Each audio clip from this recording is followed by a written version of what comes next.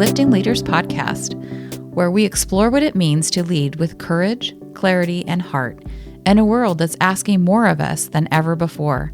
I'm Crystal Roberts. And I'm Trisha Ryan. We are two Hudson and ICF certified coaches with over 70 years experience helping leaders thrive.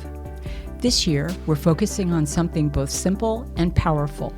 Light the spark, ignite genuine hope, and lead the change.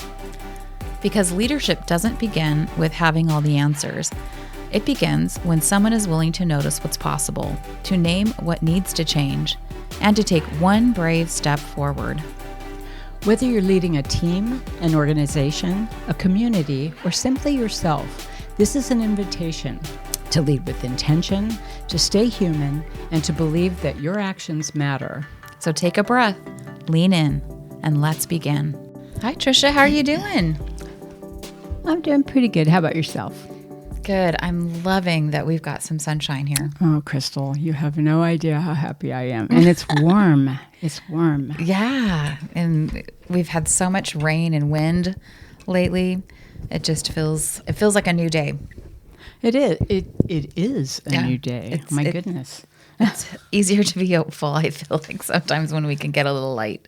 Yeah. You know, that's a good point. I've been thinking about actually a lot lately about how the weather affects the way we feel about things, right? Mm-hmm. And so lately, even though we have had some pretty nice days, they always happen in the middle of the week, like Monday through Thursday. And Friday, Saturday, and Sunday, it rains. Or, it gets cloudy and cold and windy and all of those things. And it's like, why is it that Mother Nature won't give us our time off, give us nice weather on our time off, And it's like, my hopes are getting a little dashed right now because I really want some nice weather. But this morning, I woke up, and even yesterday it was very nice. Woke up this morning and the sun was already rising, and I got up really early. It was already light outside a little bit, so I opened up all the blinds and let everything show. It was great. Yeah, this weekend it's going to be beautiful. And we got one more week for it to be building up to the longest day of the year, which happens to also be Father's Day. Oh. Yeah, and somebody's birthday. Not mine, but... Not mine either. So welcome listeners to Lifting Leaders podcast. And we are in the middle of this focus that we have this year, light the spark, ignite genuine hope, and lead the change. And each phase builds on the one before it, helping leaders develop the mindset and practices needed to create meaningful impact. And we are in phase 2, ignite genuine hope, where we're examining how leaders foster trust, cultivate a sense of belonging, strengthen resilience, and inspire people to see and move forward with new possibilities. One of the things that we've been discovering is that hope isn't simply optimism. It's not wishful thinking or pretending challenges just don't exist. Genuine hope is relational. It's actionable. And often it begins when ordinary people decide to take meaningful action on behalf of something bigger than themselves. Yeah. And so today we're actually going to be doing a GEMS episode. And this is where we actually look back at actually 3 of the past episodes and talk a little bit about some of the things that we saw kind of rise to the top, at least from our perspective, that we wanted to dive a little deeper into. And so the people that we had in the last 3 episodes and that we'll be talking about is Melanie Vargas, who has her own podcast called In Your Neighborhood, who did a joint recording with us. Yeah. We were recording for our podcast episode, and she was recording for hers, but it's the same interview, right? Yeah. We also talked with Kristen and PL from Cycle 5 to Survive. And they were just about headed out on a trip, and now they're actually there. I saw an Instagram post that they're actually in Africa. Yes. And they are raising money for 5 different charities, and their story was so inspiring. It really was. They had a lot of energy behind them as well, and they're gearing up. They were gearing up at the time, so I just truly enjoyed that interview. Yeah. And then the last one that we are going to take a look at is the one we just dropped last week. Sasha Farley and Leah Fleischner, who are talking about genuine hopes and dreams that help them navigate beyond their borders, because both of them are from the United States, but they are both now living in 2 different countries in Europe, right? One is living in Spain, the other in Portugal. Yeah. Building a life there. Right. Yeah. And working as consultants, remotely, which is, ideal. Yeah. So one of the things that I saw when I looked across those 3, and as we think about igniting genuine hope, was that when we are looking towards hope, when we're looking to make a change, that there's a real need for us to be patient. That real change takes time. Yeah. So we can't, in this world of just everything sort of wanting it to be instant, if we really want something to stick, we need to take that time to self-reflect, to explore possibilities, to experiment, and really see what is going to resonate for us. We heard Cycle 5 talk about it took them several years and a lot of reflection to actually figure out what was their next step, and specifically PL, to say, where do I want to find purpose in my life? Exactly. And it took a journey for him to figure that out. And then once he figured it out, and he and his wife Kristen joined him on this adventure of cycling through 5 different continents, they were off and running and making a difference in the world. Yeah, the same thing when we think about Sasha and Leah. They didn't just get up one morning and say, each of them in their own respective places and say, I think I'm going to go live in Europe. Yep, let's go.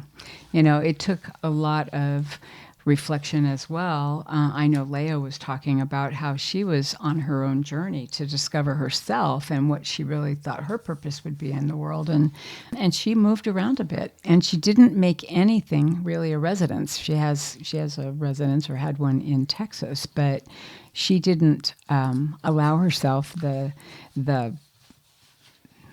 time or the space to actually rent or buy something in different locations, but she was all over the map. I know we got to see her during part of that journey a couple of years ago, but it took that reflective time and really kind of searching herself to find where she wanted to be. And then she landed, and she feels like she landed well. Same thing with Sasha. Sasha was I think she was in Puerto Rico. I think was it Puerto Rico when we talked to her a few years ago. Yeah. She'd also been to South America. She'd been all over the place, and she really wanted to find her forever home. And she thinks she's landed there, but it took that reflective time, that pause that you need to take. And we've talked about pause before. Yeah. There's a lot of value in that. Yeah. Not knee-jerk reacting to the world and running forward, right? It's exhausting doing that. Yeah. And with Melanie, I think there are a couple things that came to mind when she talks about her story of sobriety. And that is something that is a daily practice. And through, that everyday practice, you end up with, I think she said it was more than 30 years of sobriety for her. Yes. So pretty incredible. And then the other story that came to mind when she was talking about her book, and actually that one came all at once, which was interesting. It was a coaching question, actually, that somebody asked her that kind of unleashed this process for her, where she sort of wrote and wrote and wrote and wrote, and the whole book came out in, I think it was a couple of months. She was done. Amazing. Yeah, but then the vulnerability part. How do you actually bring it out into the world? And that's where the podcast kind of came into play. And so it took a while to get that going for her. So there was still sort of patience in the unfolding of actually bringing that out to the world. And a great deal of courage. Yeah. She is one of the most courageous people I know, actually. And I really admire her for the fact that she is willing to, be so vulnerable with the world Yeah. in an effort to inspire and to inform people. But in the process, it shows her profound leadership. Yeah. Yeah. I totally agree. The other thing that they all had in common was this conversation about either the desire for or the importance of community. Mm-hmm. And we've talked about that with other guests as well. Yes. But how that sense of community and that support and the people around them really helped them to solidify making that change, and what really to shape what does that change finally look like. Mm-hmm. And we heard all of them talk a little bit about that. Yeah, I have to just call out one, which is PL and Kristen, when they were talking about, how they had different agencies or different charities that they were working with. In the beginning, they were working with one at a time. Yeah. And their goal was much smaller. They thought it was huge, right? $500,000 is a lot of money. Yeah. But when they talked to their community of charities, basically, they found it was, some people were saying, you could make a lot more money. And they started becoming a collective of sorts to help them with their journey. Yeah, I loved that you brought that forward, that it actually inspired the nonprofits to actually create a community themselves. Mm-hmm. And they were working together to help them raise that money. The other community piece, which I thought was really interesting with Cycle 5, was how they came to recognize that how important the community was that they were cycling through, mm-hmm. where they started sort of in a place, they called it, I think it was wild camping. Yes. Where they would camp anywhere. And then they realized through circumstance that actually going into the little towns was actually better, because they were able to develop relationships with the right. community members, and created a community that way as well. And then, of course, they have the online community that they talked about was so important for them, too, as they make these rides. It gives them hope, gives them inspiration, mm-hmm. to hear people encourage them along the way. I love that that gave them an opportunity going into these towns, gave them an opportunity to even hone their story. It solidified their purpose, because they were talking to people who just were astounded in some cases, but certainly supportive of what they were doing. Yeah. With Leah and Sasha, one thing around community I thought was interesting is how both of them said once they found their place where they are now, mm-hmm. It felt like home. Yes. And they knew it kind of like in their bones. They knew it when they landed. I was like, this is it. This is where I want to be. And they started to create a community. They wanted to get to know their neighbors. They wanted to get to know the shop owners in their area, and to really start to make connections. Yeah, I think that's beautiful. And I had heard from another friend of mine who lives in Portugal that there are a lot of Americans who are expats that live in Portugal. And the nice thing is that I think there are a lot of Americans in a lot of different countries. And so Leah and Sasha have both been able to build small communities with other Americans who have experienced the countries they're in now for a lot longer, and they've been able to benefit from that. They've gotten information and help about things that they don't know anything about, right, as they've landed there. Yeah. So communities, both with other Americans, but with also the people that it's their country. They're learning the languages, right? Which is amazing. That's wonderful. And then Melanie, around community, one of the main things that she wanted to do with her podcast is to create a community around shared vulnerability, right, and shared experiences. And so just her passion around that was really evident. Yeah, I will always keep saying brave, but it's true. It's not easy for people to be that vulnerable on some kind of platform that is, listened to or seen in public. And it wasn't just her who's being, courageous. The people that are coming on her podcast are being very courageous. They're opening their hearts and they're talking about things that were not so positive for them or things that they've struggled with. And I think the conversations have been beautiful on her website or on her podcast. Yeah. That she's able to do that, and it just felt very right that we were having that conversation with her. Yeah. She's feels very. I think she feels very resolved that she's got the right platform and she's in the right place right now. Yeah. Right. Yeah.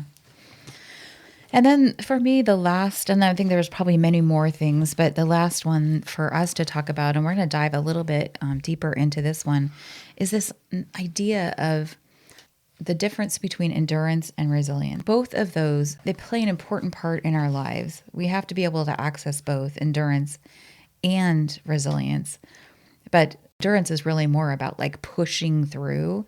Resilience is about bouncing back. And we're going to talk a little more about that. But we can't always be pushing through. No, we can't.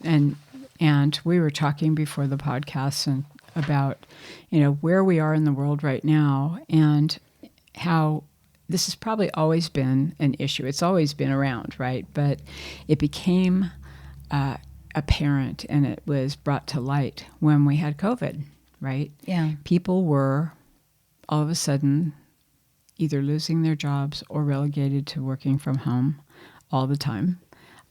They went from working in an office or at some establishment where they had breaks and they could get out for a minute and take a breath or whatever to sitting in front of a computer screen all day long in some cases, or, not having that option. So looking for a job, constantly where you could work and not have to be in front of people, right? Without a mask. So it was very stressful time, but endurance was something that we kind of got used to because it was a crisis. We were having to respond to that and step up to it and jump in and do what we had to do. And, and it was important.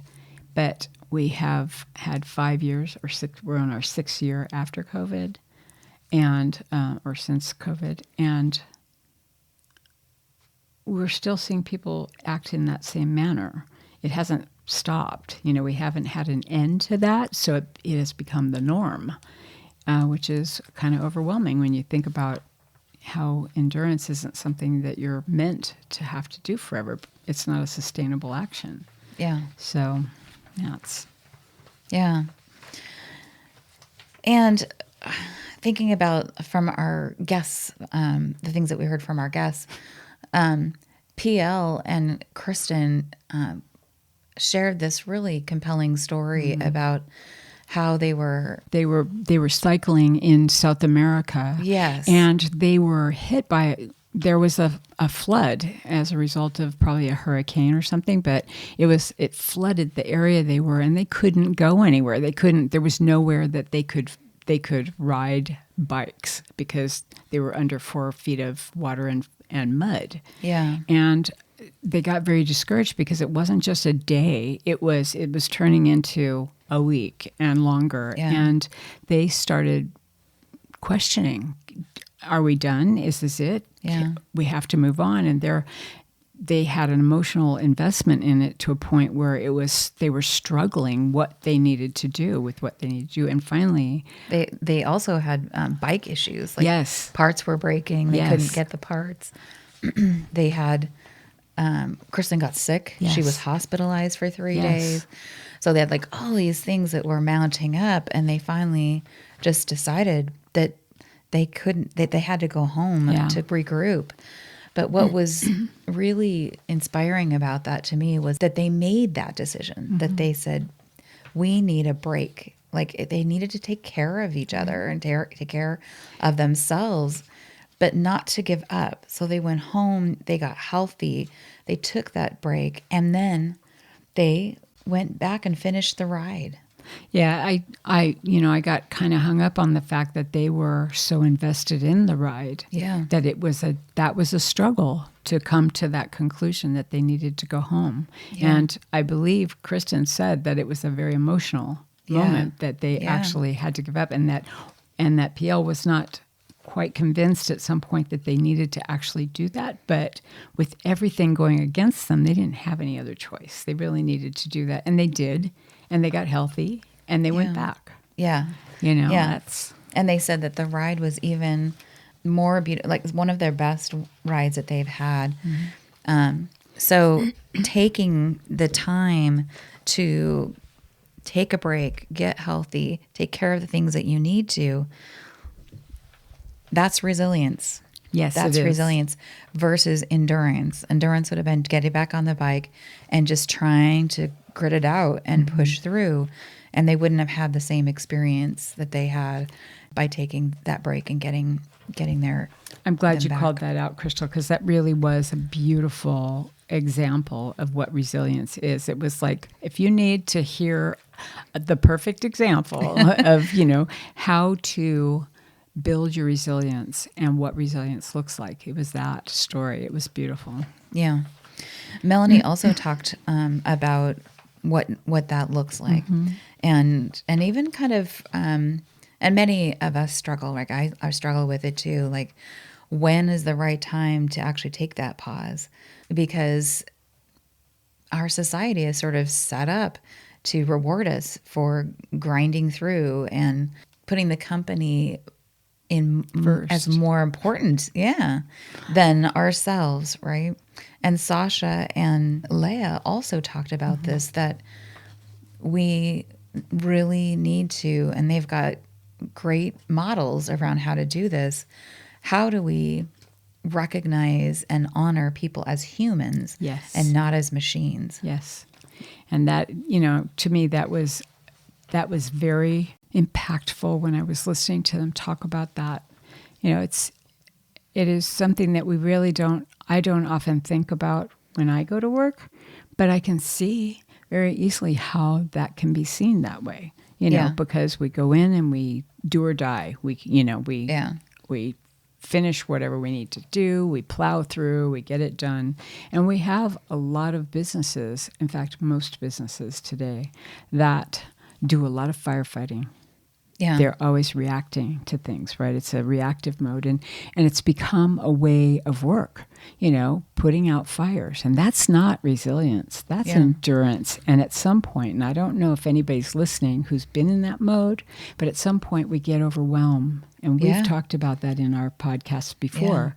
Overwhelmed and burnout. Yeah. And we wonder why we don't love our jobs anymore. It's not that we don't love the work we do or the people we work with. We just can't take anymore. Yeah. Right? Yeah. And so Sasha and Leah both kind of pointed out that is such an important thing. And that's partly, I think, one, and this is my thinking, that might be partly why they have chosen to live outside of the United States, where our work ethic is almost the most unrealistic in the world.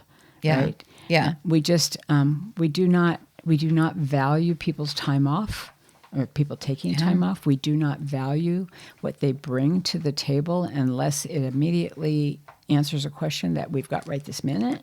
We look at the stock market and often whatever your stock price is, that tells how well you're doing, and it's a daily thing. Yeah. And it's not good for people to live that way. It's just not. It's not very fulfilling, and you don't want to have a life full of that. I don't. Yeah.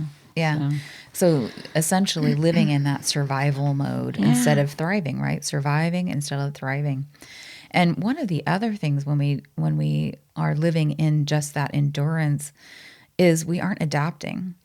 And so when we pause and we think about, well, what really should we be doing? We can take a better path. And that's also where hope starts to come in, because oftentimes with endurance, we can't even see that finish line. We don't see the light at the end of the tunnel, and it can get really depressing fast. Resilience says, let's pause. Let's see, is this the path we should still be going on? Or maybe we need to do something different. Maybe we can do something that's even shorter or better or more effective. Yeah, and I think there's a really, for me, what I would do in that pause is I would be asking the what ifs. Yeah. What if I didn't have this option? What if we did it this way? What if this wasn't going to fly? What if I had to find something else? What could that be? Yeah. And as much as initially I might be going, I have no idea. But if I take the time to stop for a few minutes and get away from that laser focus on whatever that one thing is, often I can come up with a lot of different ideas. Yeah. And then it's just my challenge to sell the value of it to people who may also have laser focus on something and have not taken that time to pause, right? Yeah. Yeah. And really to ask that question, what do I need now? Yes. To take an assessment of where are we right now?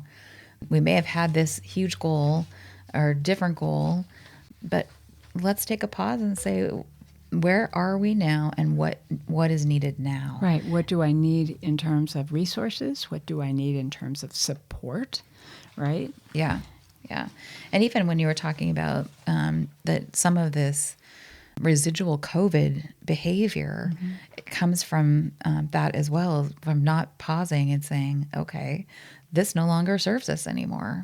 Yeah. I was reading an article not too long ago, and I was reflecting on my own experience, and it was about people who have come out of COVID, who are still working from home, like I am, for the most part, and what our day looks like and how it's different, and how in some businesses, leaders are questioning the value of having somebody work from home because they really aren't seeing a product. But aren't they? Because they've got people going to meetings from the time they start in the morning until they stop in the afternoon, and they haven't had a lot of time to do their work.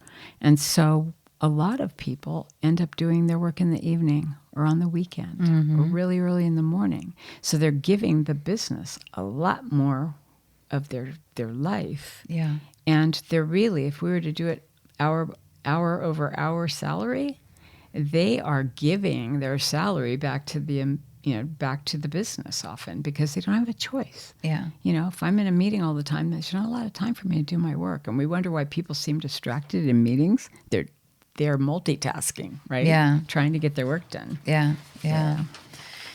Yeah. So resilience creates sustainable leadership. Yeah. So how do we do that? How do we move away from this constant focus and need to have heroic efforts and instead build the belief that people can adapt, learn, and create a better future together? I have been trying to embrace my inner love for AI, as I know you have been too. Yeah.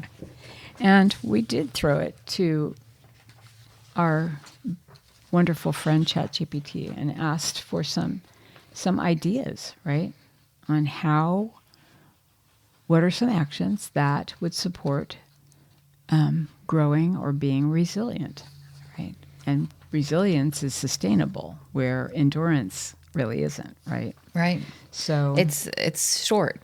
Yeah. We have to pull on that sometimes, our capability around endurance. It is important, but it's not sustainable. Yeah. And what was cool about it, I think, is that what it came up with was all stuff that we've heard before and we would definitely support and we work with our clients on. And we work ourselves on this, honestly. A lot. It's something that we do. One of the ones that is most important, and we actually know this from the research, that one of the leadership capabilities that's most important is a leader's ability to reflect and be self-aware.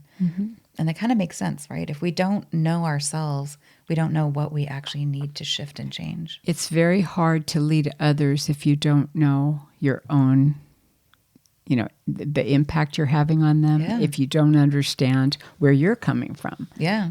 Sometimes that's a hard look. We've talked about this before. That's why we like assessments sometimes, because it gives us a look for the first time in a long time at how we're showing up. Yeah. But also, how are we feeling? I mean, I want to look in the mirror and say, Yeah. Is this the way I want to spend my day? Am I doing my best work? Am I showing up the way I want people to show up? Am I being resilient or am I reacting? Yeah. Right? Yeah. And this kind of sad statistic, I can't remember exactly what it is, but we do know through the research that we are not good, actually, as leaders, we are not good at being able to assess our own effectiveness and impact.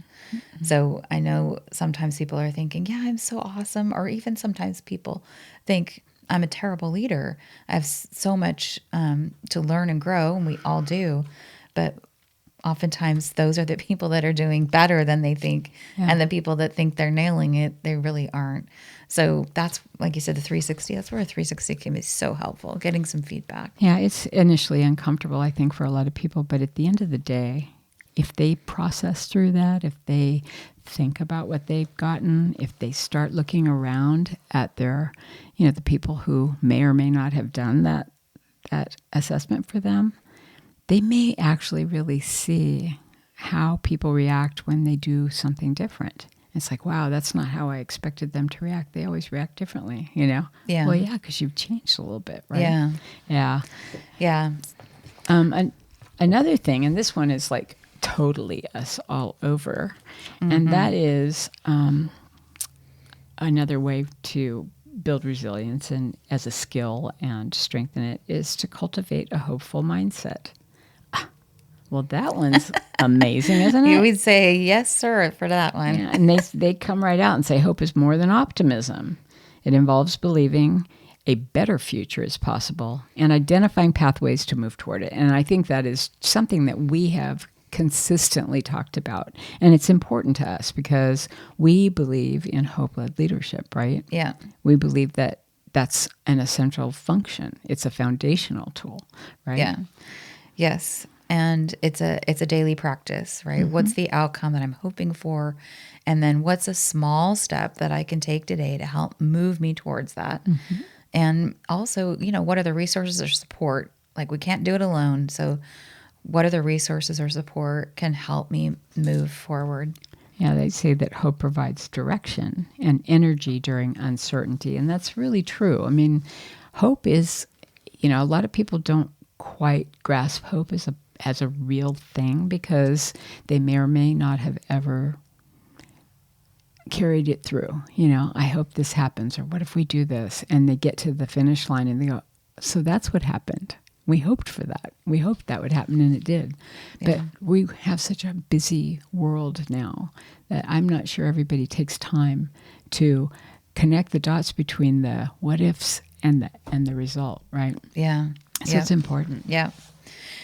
Building strong relationships. Yes. That is really important for resilience. We just don't want to go it alone, and we can't. Investing in trusted friendships and professional relationships is really important. So both of those. And also asking for help when needed. And this is something that Trisha and I have talked a lot about on the podcast. Yep. That this is something that, we're growing our skills in this area. And it's something our entire lives, I think we're going to be working on.